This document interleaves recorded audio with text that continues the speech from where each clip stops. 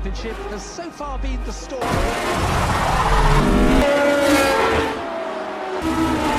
Storming past. Come on! What's going on? It's a disaster! Come on!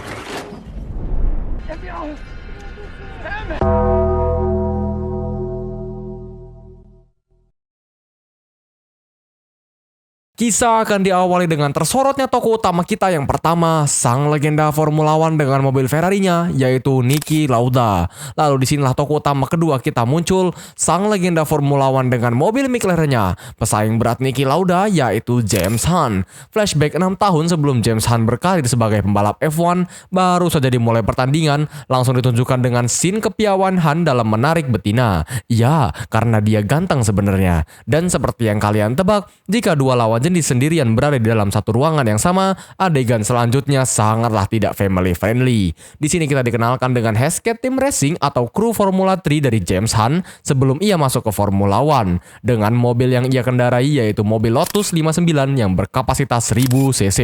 1000cc, Cosworth MAN, Lotus 59. Goes like the clappers. Disinilah awalnya James Hunt bertemu dengan Niki Lauda, yang dimana dia adalah anak baru di ajang balap Formula 3. Balapan pun dimulai. Nampaknya tim James Hunt sangat bersemangat sampai-sampai ia sangat mendominasi balapan tersebut. Tetapi tidak jauh di belakangnya, ada anak baru yaitu Niki Lauda yang dari tadi menempeli James Hunt di posisi kedua. Dan tidak diduga-duga, sang anak baru menyalip James Hunt dengan manuver yang sangat cantik. Dan James Hunt pun memaksa mobilnya untuk menikung di jalur dalam. Terjadilah kontak atau sentuhan yang membuat mobil mereka ngepot tak terkendali. Tapi tidak beruntung bagi Niki Lauda, saat kontak terjadi dia pun menghadap ke arah yang salah dan akhirnya Niki Lauda terpaksa kalah dalam pertandingan hari itu.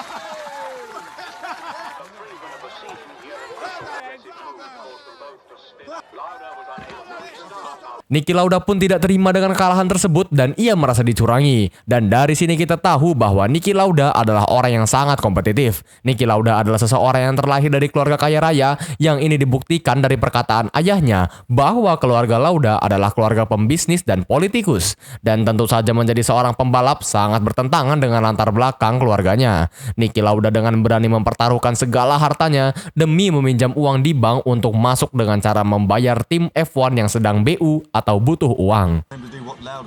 Why, what did he do? He took out a loan and bought his way Self-drive. With BRM. Scene dilanjutkan dengan sampainya Niki Lauda di trek balapan untuk uji pramusim dengan tim BRM. Dan saat dia bertemu dengan timnya, dia bertemu dengan pembalap senior yang sudah berada di tim itu sebelum Niki Lauda, yaitu Clay Regazzoni yang akan menjadi partnernya. Niki Lauda pun melihat mobil perdananya untuk balapan di F1. Dan baru saja dia melihat mobilnya, nampaknya Niki Lauda adalah orang yang sangat ahli dalam dunia balap. Itu dibuktikan dengan dia berniat untuk mengubah atau merombak total mobil yang ia akan kendarai. Mobil rakitan Niki Lauda diremehkan oleh Stanley, tetapi dia mengatakan, suruh Regazzoni memakai mobilku, maka dia akan lebih cepat 2 detik. Dan saat Clay mencoba mobilnya, tiba-tiba...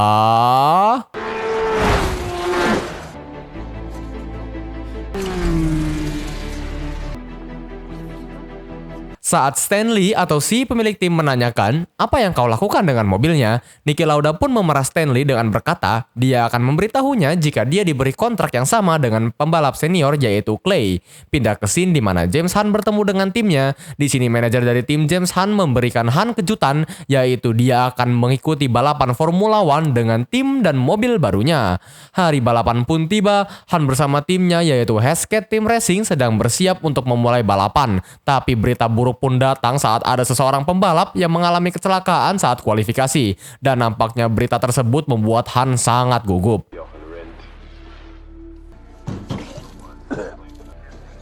terrible. You made a mistake. I did to the corner. That right. It's obvious. So says the nobody who had to pay for his own drive.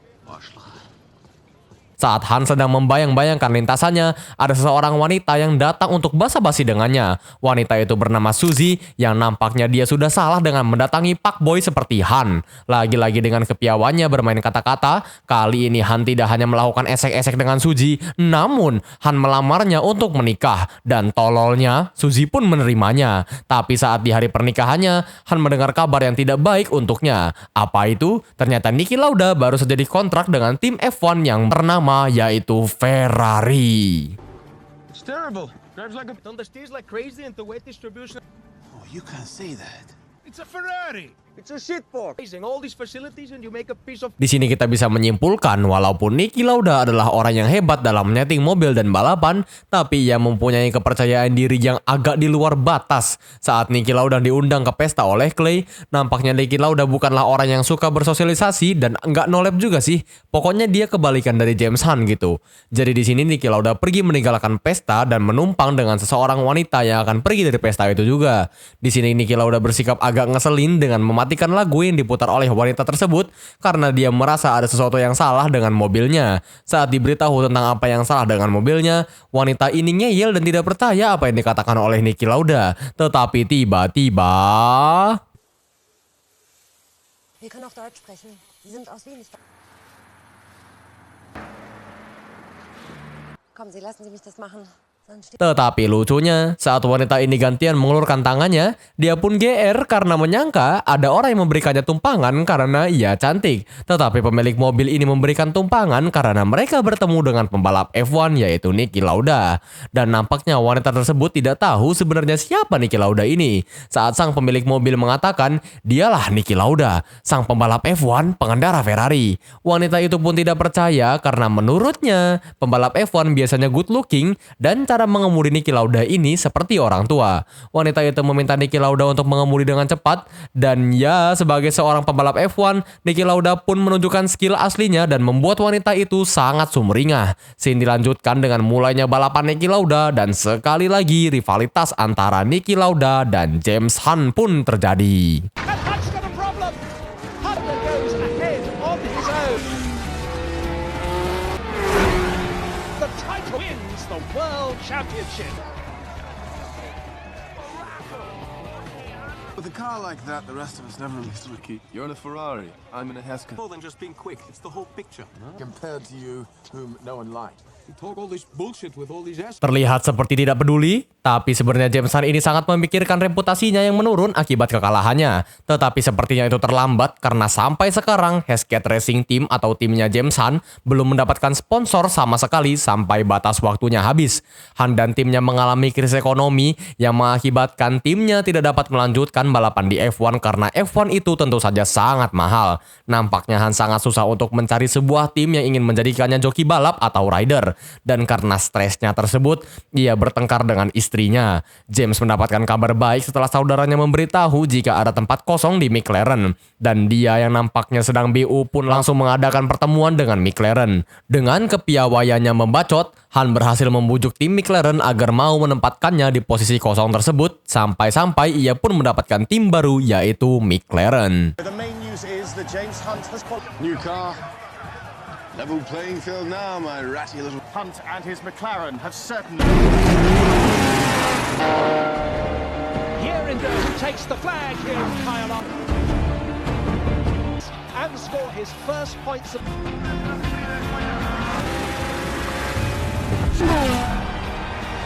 It was only a matter of time. Too wide. Disqualified. 1.5 seconds. Just make it narrower, I don't care how. I want to make sure this thing is legal. Now it's all gone wrong here at Monaco. Pouring from the engine of that McLaren. Fucking undrivable. James, you're 50 points behind Loud in the His team of Italian cheats have destroyed. Call me the cheat. It's pathetic. We haven't.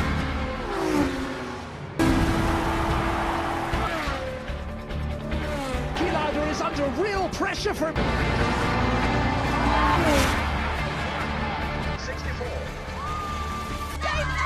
James, Scene dilanjutkan dengan Marlin dan Niki Lauda pun menikah setelah saking lamanya mereka PDKT di sela-sela musim Grand Prix berlanjut. Saat di sesi pelatihan Jerman Grand Prix, ada seseorang pembalap yang nampaknya mengalami crash yang berakibat sangat fatal, yaitu patahnya tulang kering pembalap tersebut sampai keluar dari dagingnya. Dan nampaknya kejadian tersebut membuat Han dan Niki agak ketar-ketir karena Jerman Grand Prix merupakan sirkuit paling berbahaya di F1.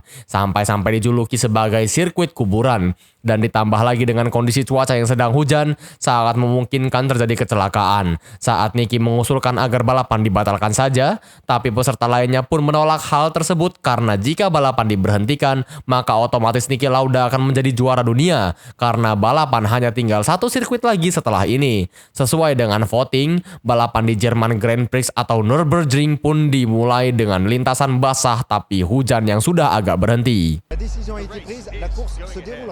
We stay on wets too. Side by side on the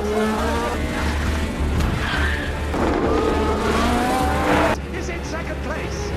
Fast passing Lauda now. I told you to go on slicks. You should have. Come on! What's going on? Break that!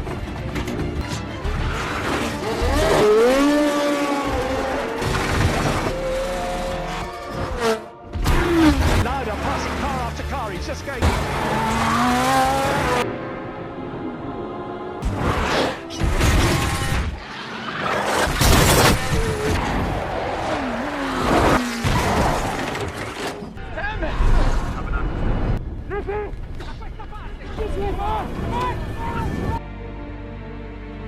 Iya, Niki Lauda pun harus dilarikan ke rumah sakit akibat mengalami luka yang sangat parah sehingga harusnya ya tidak memungkinkannya untuk mengikuti balapan dalam waktu dekat ini. Muka Niki Lauda memiliki luka bakar yang sangat parah yang diakibatkan oleh kecelakaan tersebut. Niki Lauda pun menonton siaran F1 yang sedang berlangsung di rumah sakit dan menyaksikan Han mengambil satu persatu poinnya yang membuat Niki Lauda sangat geram dibuatnya. Dan hal yang mengejutkan terjadi. Niki Lauda benar-benar keras kepala memaksakan dirinya agar cepat sembuh agar bisa mengikuti balapan itu lagi. Dan gilanya, walaupun luka bakar di kepalanya belum sembuh, dia memaksakan dirinya untuk berusaha memakai helm balapnya yang dimana itu sangat ngilu sekali. Dan lagi-lagi gilanya, Niki mengikuti kembali balapan itu yang padahal dia baru saja 42 hari dalam rumah sakit, yang ini membuktikan bahwa orang ini sangat gila dan tidak takut akan kematian. Watching you win those races, you were equally responsible for getting me back. I was fighting for my life. Momen yang ditunggu-tunggu dan sangat badass pun terjadi saat Niki Lauda berjalan di lintasan untuk menghampiri mobilnya pertama kali setelah kecelakaan besar terjadi kepadanya. So Niki Lauda, just 42. Medical advice, and no doubt hitting.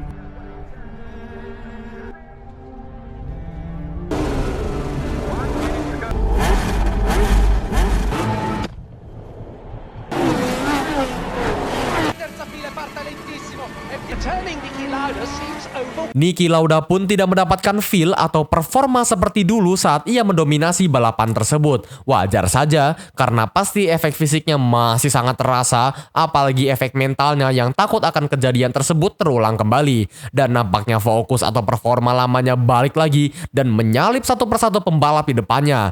Dan diuntungkannya dia karena mobil Han mengalami kerusakan, sehingga Niki Lauda meraih posisi keempat dan mendapatkan 3 poin di hari itu, walaupun dengan kondisinya yang baru saja pulih.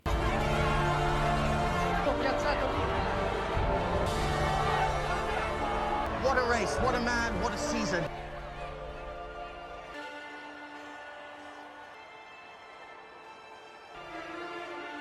Final pun tiba dan lomba diadakan di Jepang, tapi lagi-lagi dengan kondisi cuaca yang parah, hujan deras turun di mana-mana dan itu sangat berbahaya untuk balapan. Dan nampaknya cuaca seperti ini mengingatkan Niki Lauda dan Han tentang kecelakaan besar sebelumnya. Posisi teratas klasemen sementara masih dipegang oleh Niki Lauda yang memiliki 3 poin lebih unggul di atas Han. Dan serunya balapan kali ini dibumbui dengan cuaca deras yang itu menggambarkan bahwa balapan ini cowok banget. Han sudah mengusulkan untuk menghentikan balapan karena cuaca yang tidak mendukung. Tapi nampaknya para penonton sudah sangat bersemangat, termasuk saya juga, untuk melihat siapakah yang akan menjadi juara kali ini.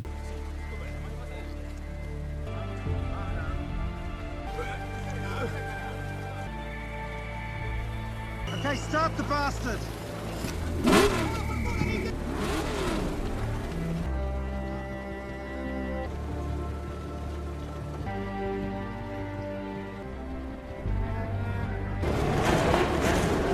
Bendera dikibarkan dan balapan pun dimulai. Han diuntungkan karena dia berada di start pertama dan Niki Lauda tepat di belakangnya. Han dan Niki Lauda saling menunjukkan ketegangan rivalitasnya di mana mereka berdua memacu mobil mereka walaupun dengan kondisi trek yang sangat memungkinkan untuk memakan korban. Han masih berada di garis dengan percikan yang sangat-sangat menutupi helm dari Niki hingga saya pun tidak bisa melihat trek yang ada di depannya. Yang sangat mengejutkan adalah Niki Lauda membawa mobil Ferrari-nya untuk kembali ke pit stop setelah ditanya dengan krunya apa yang salah dengan mobilnya. Niki pun diam saja dan berkata tidak ada, mobilnya sempurna. Dan ya, rupanya Niki Lauda mundur dari balapan ini karena kali ini dia menyadari bahwasannya balapan ini berbahaya dan sangat tidak worth it untuk nyawanya. Niki di sini menyadari bahwasannya pulang bersama istrinya dan menghabiskan waktu berdua bersamanya lebih worth it daripada mati di lintasan balap. 15 laps to go here at Fuji. Race in third place or higher. Scoreboard tells the story.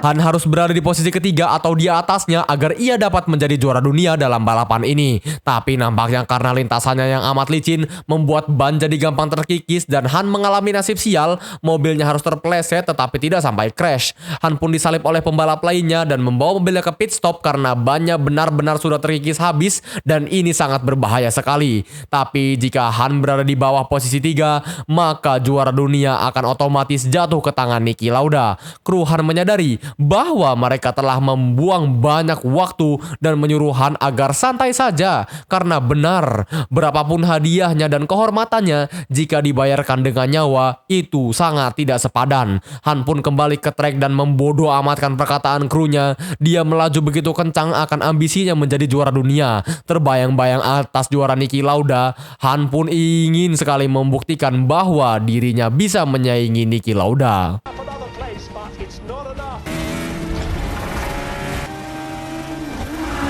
Between that back marker and he's catching Regazzoni, but in these alongside Clay Regazzoni, has got him.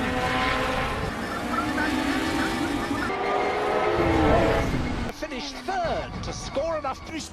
No, quarto. In third place. Well, if the scoreboard is just missed out on the championship, just going to have to wait for their third. Aspetta, vieni,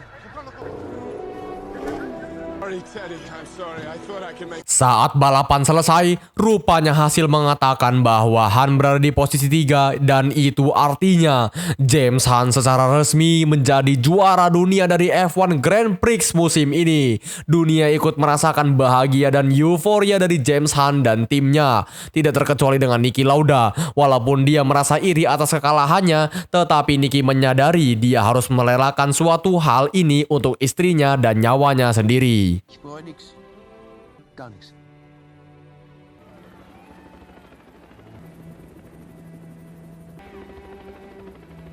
James Hunt pun kembali menjadi bad boy dan superstar seperti masa-masanya di Formula 3. Dan kali ini bahkan lebih parah karena pamornya setelah memenangkan juara dunia. Hari-hari mabok, hari-hari esek-esek, memang jahanam si Han ini. Di Bandara Italia, saat musim balapan belum dimulai, Han bertemu dengan Niki Lauda yang berada di garasi jet pribadinya. Mereka pun berbincang kembali, tapi kali ini anehnya, terasa seperti mereka menjadi teman baik dan tidak saling mengejek satu sama lain. Niki Lauda tetaplah menjadi orang yang grinding dan konsisten, sedangkan Han tetap menjadi seseorang yang petantang petenteng dan liar. Tapi perbedaannya di sini, mereka berdua benar-benar menikmati rivalitas dan perbedaan tersebut dan saling memberi respect satu sama lainnya dengan mengatakan sampai jumpa di balapan selanjutnya, juara. You will. Champ. I'd have his face burnt off and it be an improvement. Of course he didn't listen to me. One world title was enough. And anyone who doubted him. Me as champion again, he was barefoot. On a bicycle. Him as broadcaster. Still living each day like his last. James Hunt meninggal dunia karena mengalami serangan jantung pada usianya yang ke-45 tahun. Niki Lauda pun turut berduka cita atas kematian Hunt karena Hunt adalah salah satu dari beberapa orang yang ia respect dan satu-satunya orang yang ia iri. Film pun ditutup dengan scene asli dari rivalitas mereka berdua dan film pun berakhir. People always think of us as rivals and even fewer that I respected. But he was among the very few I liked, person I envied.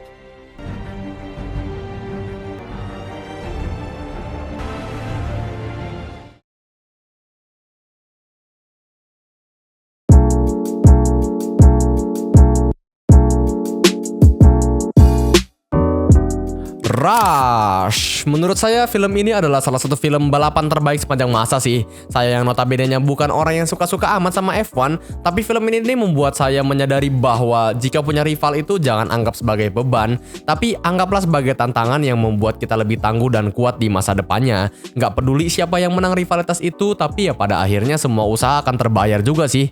Saya Mamat selaku Ketua Konsumsi Tim Pendongeng Handal mengucapkan terima kasih. Oh ya, amanat dari film ini yang saya dapat adalah tidak peduli jika muka kalian seperti tikus, kalau kalian mempunyai Ferrari, kalian akan mendapatkan permaisuri. Dan seperti biasa, tetaplah bernafas.